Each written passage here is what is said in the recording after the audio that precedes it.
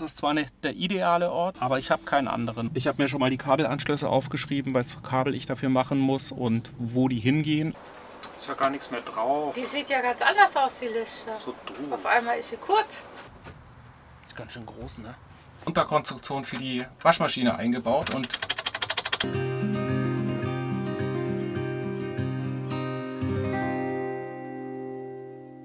ich bin jetzt hier im Motorraum von unserem Boot und hier haben wir den alten Wassermacher noch hängen, der soll raus und also zum einen liefert er nur 12 Liter die Stunde, außerdem bin ich mir relativ sicher, dass er jahrzehntelang nicht benutzt wurde und also wenn ich mir hier die Leitungen angucke, das hier, die ist komplett braun, die Leitung, dann möchte ich nicht wissen, wie der innen drin aussieht. Also der kommt raus. Ich brauche auch den Platz dafür, weil hier der Multiplus hin soll. Und werde mich jetzt daran machen, das alles zu demontieren, was damit zusammenhängt. Das geht hier los. Hinter mir ist ein Filtergehäuse. Dann kommt hier die Zuwasserleitung, die Abwasserleitung, die Stromversorgung und so weiter. Und dann hoffe ich, dass ich diese Platte hier komplett frei kriege für meine Elektroinstallation. Hier saß ein Wasserfilter und die Zuwasserleitung, die hängt hier noch. Die habe ich getrennt. Die Zuwasserleitung ging hier rüber. Hier war ein Schaltmechanismus mit einer Salzgehaltsprüfung, der praktisch gemessen hat, ob der Zufluss schon tauglich ist. Also das ging hier Trinkwasser sozusagen raus, also gefiltertes, aufbereitetes Wasser ging hier raus in ein Gerät rein. Das hat gemessen, wie hoch der Salzgehalt war. Und dann hatte das einen 3-Wege-Schalter, entweder Trinkwasser oder Abwasser und eben den Zulauf und hat dann eben entscheidet, ob es direkt schon in den Tank darf oder noch nicht. Das habe ich auch schon zurückgebaut. Ich habe die Elektroleitung gekappt und jetzt geht es nur noch darum, hier den großen Kollegen hier abzubauen und rauszunehmen.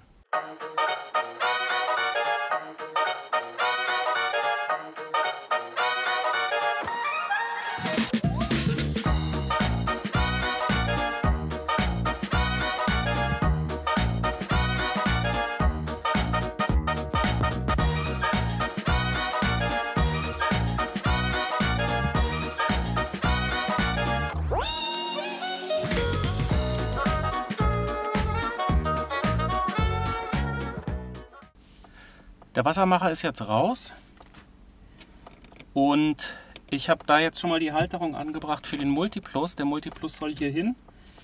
Das ist zwar nicht der ideale Ort hier im Motorraum, weil es im Motorraum warm ist und der bräuchte eigentlich einen kühlen Ort, aber ich habe keinen anderen Ort, an dem er aufrecht hängen könnte.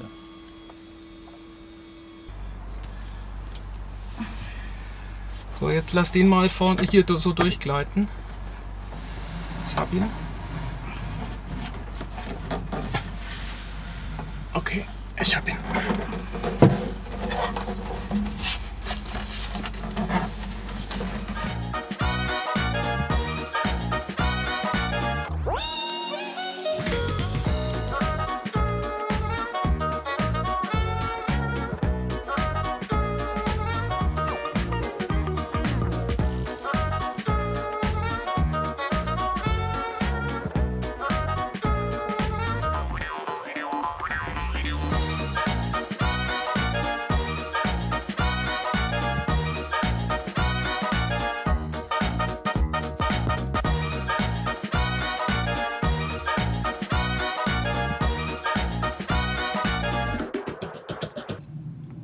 Ich habe mir schon mal die Kabelanschlüsse aufgeschrieben, welches Kabel ich dafür machen muss und wo die hingehen, also welche Längen ich brauche. Das heißt, ich kann das schon mal vorbereiten. Ja, und habe hier jetzt noch ein bisschen Platz für Solarladeregler, für die Kleinen, die nicht so viel Kühlung brauchen. Die Großen kommen dann direkt oben zu den Lithiumbatterien. Hier steht übrigens eine davon.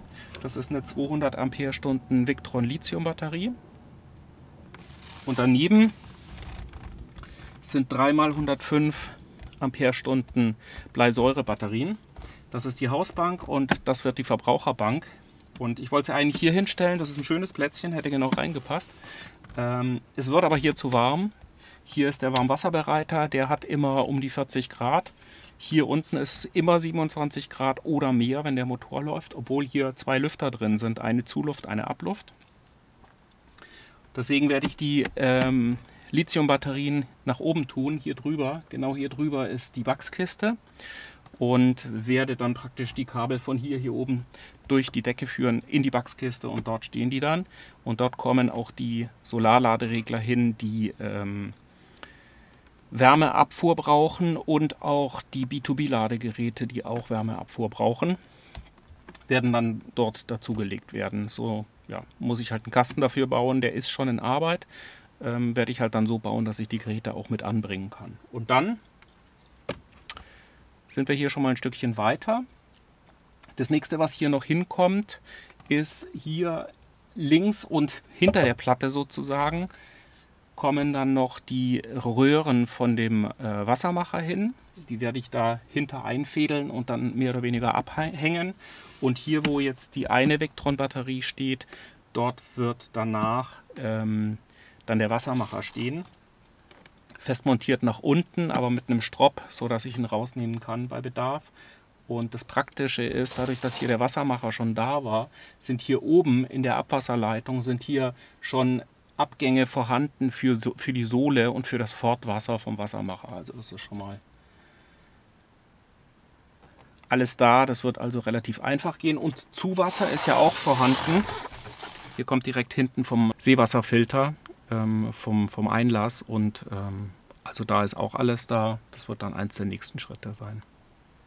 Eigentlich war das noch nicht geplant gewesen, dass ich mich jetzt mit dem Multiplus schon beschäftige. Der lag immer hier zur Linken von mir und ich muss aber hier drunter an die Wachskiste ran, weil da, ich hatte es ja gerade erwähnt, die Batterien müssen hier drunter und die Ladetechnik auch. Und weil der immer oben drauf lag und so schwer war und hier auch alles voll war, hat der dann, wenn ich das weggeräumt habe, immer oben drauf balanciert. Das war immer gefährlich, deswegen musste der jetzt weg. Wenn ihr zu der Elektrik mehr wissen wollt, dann schreibt mir gerne einen Kommentar, dann kann ich da mal drauf eingehen.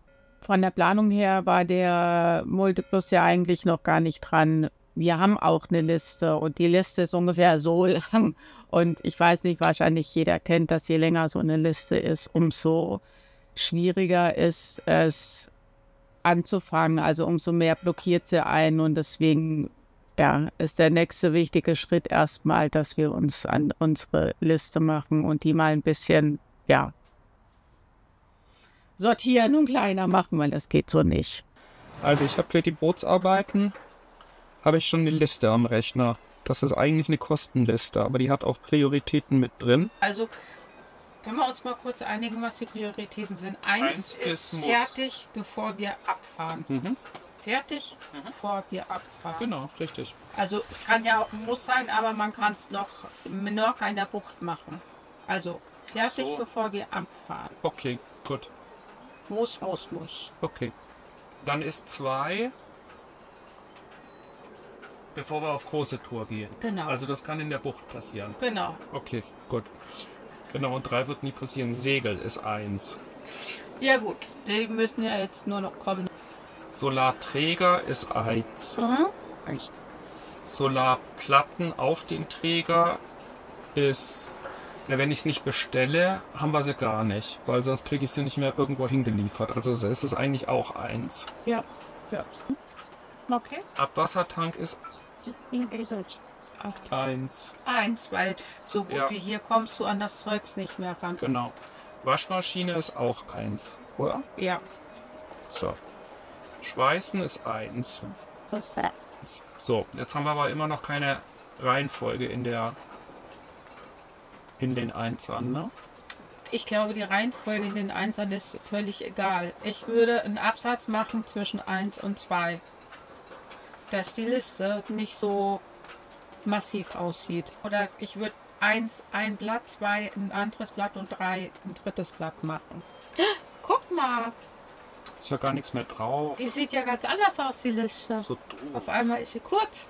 Mano. Und eins der wichtigen großen Projekte ist jetzt erstmal der Fäkaltank, weil das Projekt nicht nur groß ist, sondern auch der Tank selber. Der ist riesig und der muss jetzt erstmal aus den Füßen und damit fangen wir jetzt mal an. Eins unserer neuen Projekte ist hier ein Schwarzwassertank. Ist ganz schön groß, ne?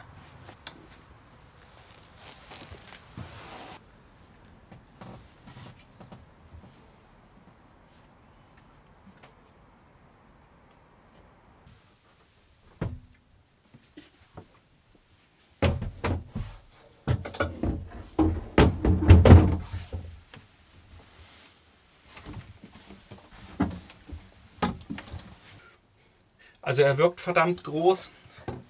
Wir müssen hier rein, also das ist der Platz hier neben dem WC.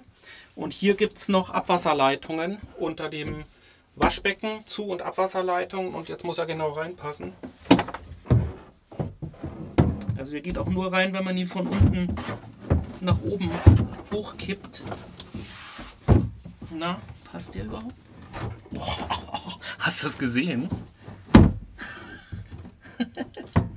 Wahnsinn, der muss noch rum. Ey, irre. Ey, guck dir das an. So sitzt er dann und bekommt noch eine Unterkonstruktion. Und man sieht eben hier zum Beispiel, 2 Finger passen noch rein. Hier am WC, am Abfluss, 1 Finger. Und in der Höhe auch 2 Finger. Hast du echt gut gemacht. Wahnsinn. Also passt. Ja, passt. Du darfst wieder recherchieren. Ich sag doch, das passt da rein. Wer jetzt mit Booten vielleicht nicht so viel zu tun hat, der mag sich die Frage stellen, wozu eigentlich ein Tank? Wir sind, wenn wir mit dem Boot im Hafen liegen oder auch draußen vor einer Ankerbucht oder auch fahren, natürlich nicht mit der Kanalisation verbunden. Und deswegen stellt sich natürlich die Frage, was passiert mit den menschlichen Abwässern sozusagen.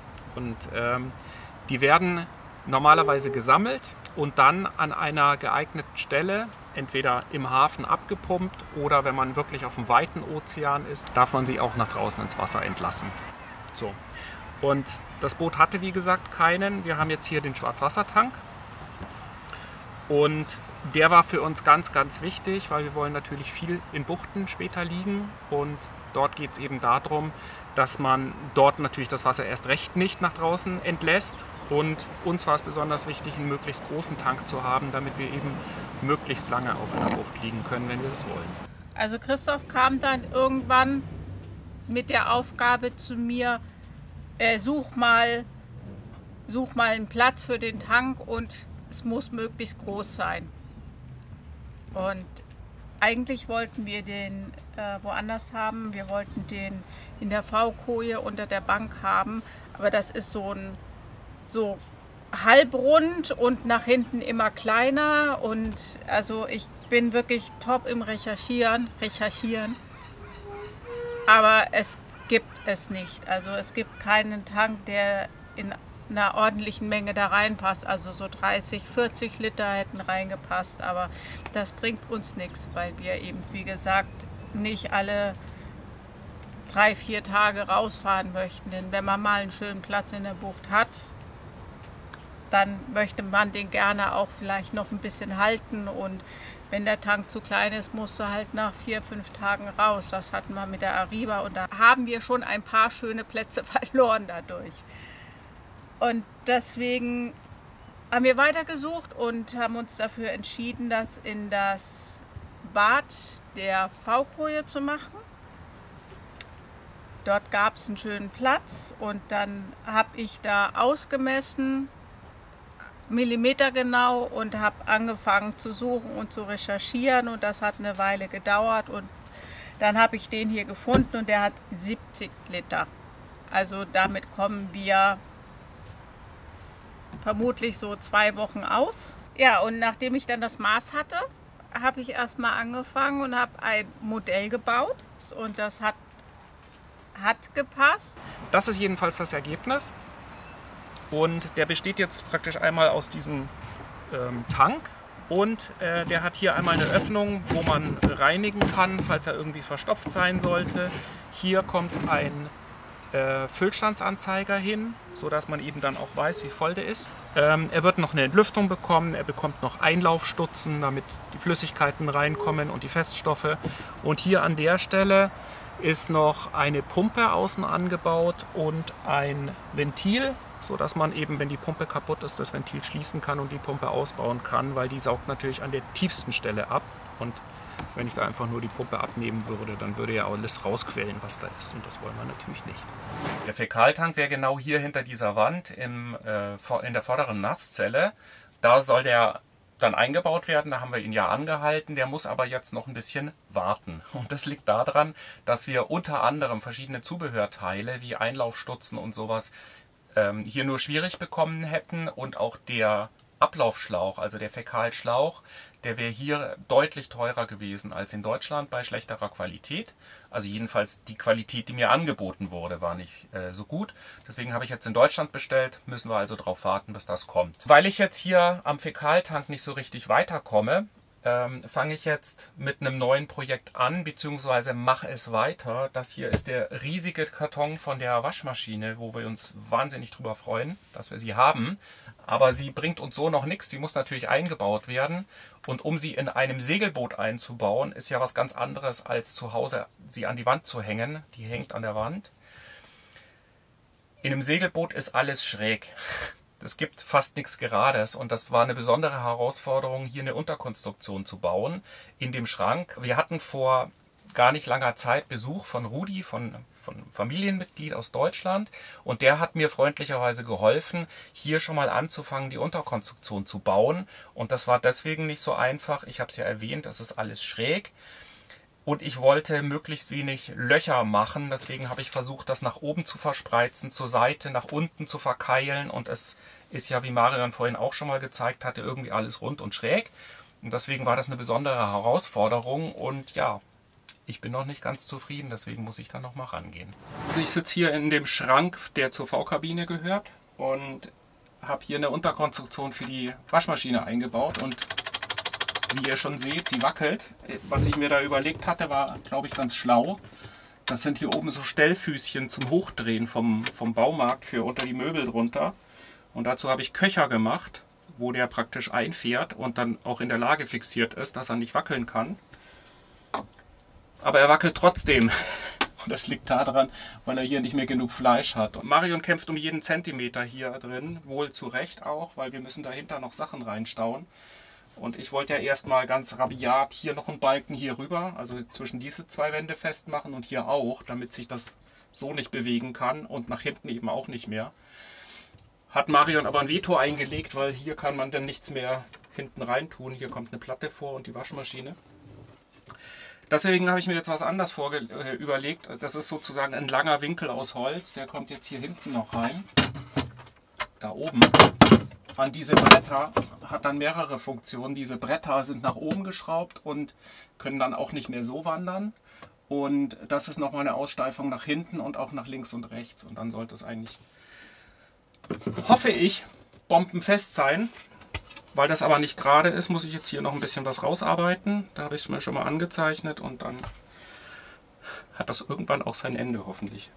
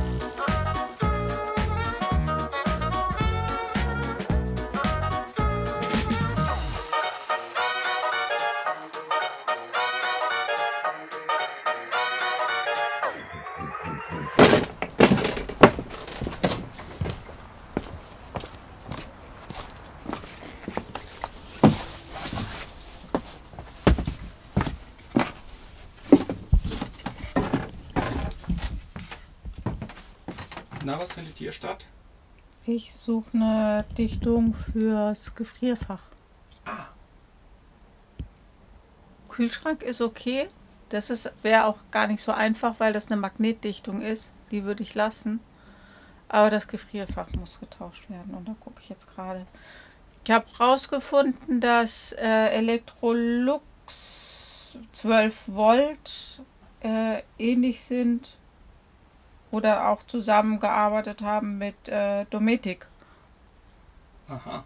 Die ja für Camping und Boot, Karawan ja die Fachleute sind.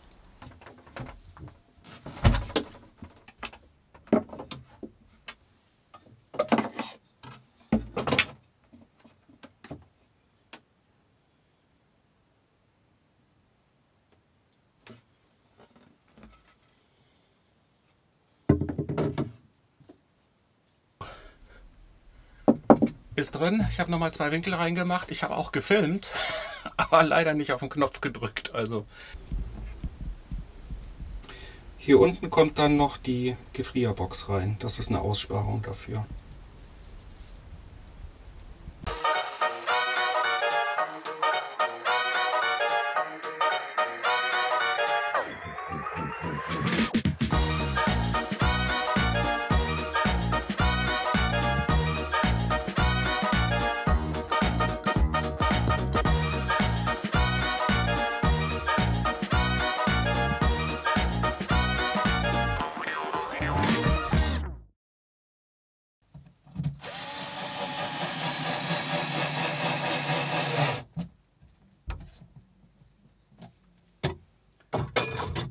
Bombenfest! Bist du jetzt endlich zufrieden? Ja, so einigermaßen. Ich hoffe, du bist es auch.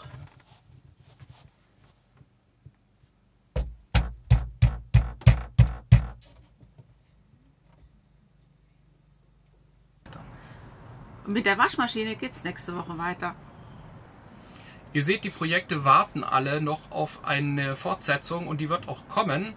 Dass das alles dann irgendwann doch irgendwie endet, das könnt ihr hier sehen. Bei unserem letzten Boot haben wir nämlich schon mal ausgestattet.